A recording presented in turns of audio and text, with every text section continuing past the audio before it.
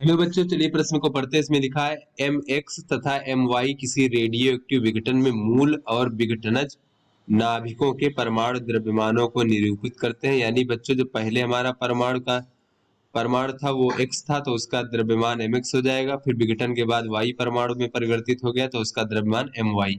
तो बीटा विघटन का जो है q मान q1 मान लेते हैं, और बीटा धनात्मक यानी कि पॉजिट्रॉन विघटन के लिए जो है बच्चों, जब पॉजिट्रॉन उत्सर्जित हो रहा है तो फिर यहाँ पर उसका अभिक्रिया का Q मान Q2 मान लेते हैं। तो यदि Me जो है एक इलेक्ट्रॉन के द्रव्यमान को निरूपित करता है तो इनमें से कौन सा प्रकथन सही है। यानी Q1 और Q2 के बारे में हमें 4 विकल्प दिए गए हैं, सही विकल्प का चयन करना है। तो चलिए बच्चों, इस प्रश्न की मूल अवधारणा को हम देख लेते हैं। तो यहाँ पर बच्चों अगर हम देखें कि किसी भी अभिक्रिया का Q मान क्या चीज होता है बच्चों, तो अभिक्रिया में उत्सर्जित या फिर अवशोषित हुई जो ऊर्जा होती है वही हमारा Q मान कहलाता है। तो Q बराबर होता है बच्चों डेल्टा M गुणे C का वर्ग बच्चों, इस प्रकार से। जहां पर डेल्टा M क्या है बच्चों, ये हमारा बच्चों इस प्रकार से अभिक्रिया के दौरान होने वाली द्रव्यमान क्षति होती है। यानी अभिक्रिया के पूर्व कुल द्रव्यमान और ऋण करके बच्चों उसमें से अभिक्रिया के बाद का कुल द्रव्यमान घटा देंगे तो हमें द्रव्यमान में क्षति प्राप्त हो जाती है बच्चों। और C क्या है, प्रकाश की चाल है, इस प्रकार से। तो ये बच्चों हमारा अभिक्रिया का Q मान होता है। तो चलिए बच्चों अपने प्रश्न को हल करते हैं। तो यहाँ पर बच्चों हम देख लेते हैं कि हमारा मूल जो परमाणु था वो X था बच्चों, और जो विघटनज परमाणु है वो Y है बच्चों, इस प्रकार से यहाँ पर बच्चों। तो पहले हम यहाँ पर देख लेते हैं कि बीटा विघटन की बात कर लेते हैं, यानी Q1 मान के लिए देख लेते हैं बच्चों। तो Q1 मान के लिए हम यहाँ पर बच्चों देख लेते हैं। तो Q1 मान किस अभिक्रिया का है बच्चों, Q1 मान है यहाँ पर हमारा कह रहा है बीटा विघटन। तो यहाँ पर बच्चों बीटा विघटन के लिए अभिक्रिया लिख लेते हैं। तो ये X हमारा मूल था बच्चों, और इससे हमारा विघटन होके Y बन रहा है। साथ में बच्चों इस प्रकार से बीटा कण इस प्रकार से निकल रहा है बच्चों, इस प्रकार से। और बीटा जब विघटन होता है तो साथ में बच्चों एंटी न्यूट्रिनो भी निकलता है, इस प्रकार से। तो यहाँ पर अगर हम देखें कि मूल जो हमारा परमाणु था उसका परमाणु क्रमांक Z, और अगर द्रव्यमान संख्या A है बच्चों, इस प्रकार से। तो यहाँ पर इस प्रकार से जो हमारा Y है इसका परमाणु क्रमांक हो जाएगा Z-1, और बच्चों द्रव्यमान संख्या में कोई परिवर्तन नहीं होगा। तो इस अभिक्रिया के लिए Q मान देखें तो ये Q1 है बच्चों। तो Q1 के लिए पहले हम द्रव्यमान क्षति ज्ञात कर लेते हैं बच्चों। तो यहाँ पर चलिए सीधा Q1 मान लिखते हैं। तो ये हो जाएगा द्रव्यमान क्षति बच्चों, और गुणे C का वर्ग। तो यहाँ पर द्रव्यमान क्षति अगर हम देखें बच्चों, तो अभिक्रिया के पहले का द्रव्यमान माइनस बाद का द्रव्यमान। तो पहले हमारा बच्चों का क्या था, पहले ये हमारा बच्चों इस प्रकार से हमारा ये नाभिक है बच्चों, X का नाभिक, X परमाणु का नाभिक। तो यहाँ पर हो जाएगा नाभिक का द्रव्यमान, किस नाभिक का द्रव्यमान बच्चों, X का नाभिक। तो X का नाभिक इस प्रकार से हम प्रदर्शित कर लेते हैं बच्चों। और उसके बाद इसमें से हम घटा देंगे अभिक्रिया के बाद का द्रव्यमान। तो बाद में बच्चों हमारा ये हमारा Y का नाभिक है, और ये हमारा बीटा कण है बच्चों। तो यहाँ पर Y के नाभिक के द्रव्यमान को इस प्रकार से लिख लेते हैं बच्चों, ये Z-1 Y और A, इस प्रकार से। और साथ में बच्चों बीटा कण है, तो बीटा कण का जो द्रव्यमान होता है बच्चों वो इलेक्ट्रॉन के द्रव्यमान के बराबर होता है। तो उसको भी इस प्रकार से हम घटाएंगे बच्चों यहाँ पर, इस प्रकार से बच्चों। और गुणे हो जाएगा C का वर्ग, इस प्रकार से। तो चलिए इसको आगे देख लेते हैं बच्चों यहाँ पर। तो हमें चूंकि नाभिक का द्रव्यमान तो पता नहीं बच्चों, हमें यहाँ पर ये परमाणुओं के द्रव्यमान पता है बच्चों, परमाणु द्रव्यमान है ये।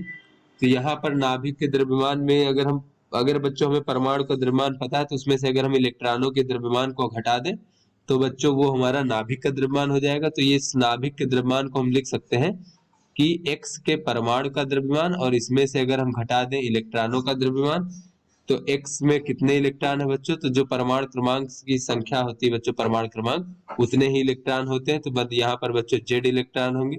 तो Z इलेक्ट्रॉनों के द्रव्यमान को अगर इसके परमाणु के द्रव्यमान से घटा देंगे बच्चों, तो ये हमारा X के नाभिक का द्रव्यमान हो जाएगा। इसी प्रकार से बच्चों हम Y के नाभिक के द्रव्यमान को लिख सकते हैं बच्चों, इस प्रकार से My बच्चों ये हमारा इस प्रकार से परमाणु का द्रव्यमान हो जाएगा। और इसमें से हम अब इलेक्ट्रॉनों के द्रव्यमान को घटा देंगे तो इसमें Z-1 इलेक्ट्रॉन है बच्चों, इस प्रकार से। और बच्चों ये हमारा ऋण इलेक्ट्रॉन का द्रव्यमान तो रहेगा ही इस प्रकार से, C का वर्ग।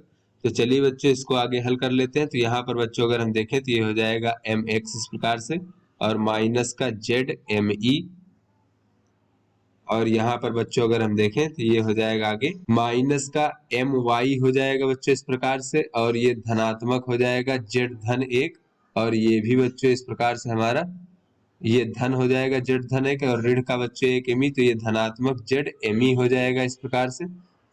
और गुणे बच्चों इस प्रकार से यहाँ पर ये स्मॉल एमी बच्चों यहाँ पर ये इसको स्मॉल ई में लिख लेते हैं इलेक्ट्रॉन का द्रव्यमान जैसा कि प्रश्न में दिया गया है। और गुणे सी का वर्ग, तो ये बच्चों इस प्रकार से शून्य हो जाएगा, तो Q1 का मान हमें प्राप्त हो जाएगा mx ऋण my और गुणे बच्चों सी का वर्ग।